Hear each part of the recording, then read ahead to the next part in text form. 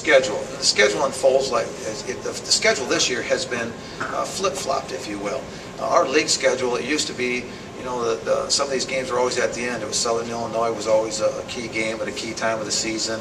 You know, this year our league over the course of time has flipped. So now those games that we played at the end of the season are more towards the beginning, and thus the other way where the beginning is more towards the end. So I think those are critical.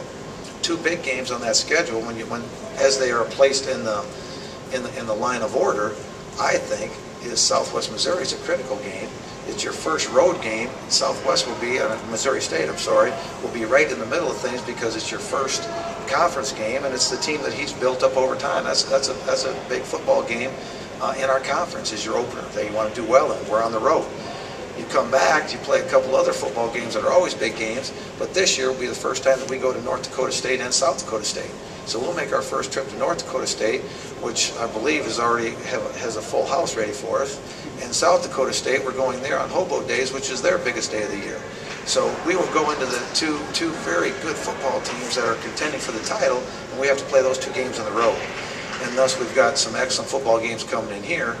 And that doesn't even talk about Iowa, which is an issue all itself. So, you know, we've got our work cut out. But again, you know, there's no sense to get worked up about it. It's just do our job, and we're going to do the best we can with what we have. And fortunately, we've got some guys I think that have some talent and some coaches that understand it, where we can make some headway here during 2 days. Is there any long season? I mean, where you want to go? You still want to be playing a long time in December. Are you concerned about like Pat Grace? One of his strengths is his physical nature, his ability to run the football. Are you worried about a little bit of the wear and tear on him throughout a long season? The questions about the wear and tear of Pat Grace, there's no question. The other thing that as you look back as a coach, sometimes you kind of review some things to see what's happened over the years.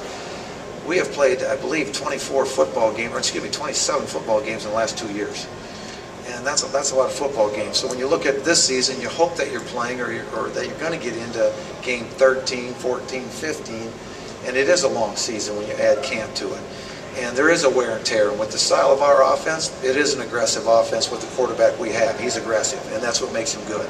So we have to find that area where he can be aggressive and yet find a way to try to keep him healthy.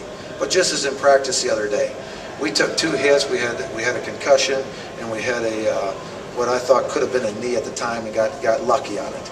And we have to practice that way. If we don't practice that way, we're going to get off to a slow start. Our team, I hope, has been looked at because it's a physical football team wherever it goes. And if you're going to be a physical football team, you got to be a physical football team in practice. And you can't protect yourself. You can put better gear on. We got $1 million worth of gear on. You know, hopefully you can take $1 million hit. But yet, you better have the next guy ready to roll and prepared, because at any time Zach could be the starter. The upside of the whole thing is Zach's got 3 wins on the road last year in conference key games that Zach went 3-0 on. He won at Western, won at Illinois State, and won, can't remember the other place, Youngstown. So those were 3 key games, close football games, and Zach led the way. So how we prepare the second is just important, whether it's the quarterback or the backup tailback or the backup receiver, because they will play, just a matter of when. James Ruffin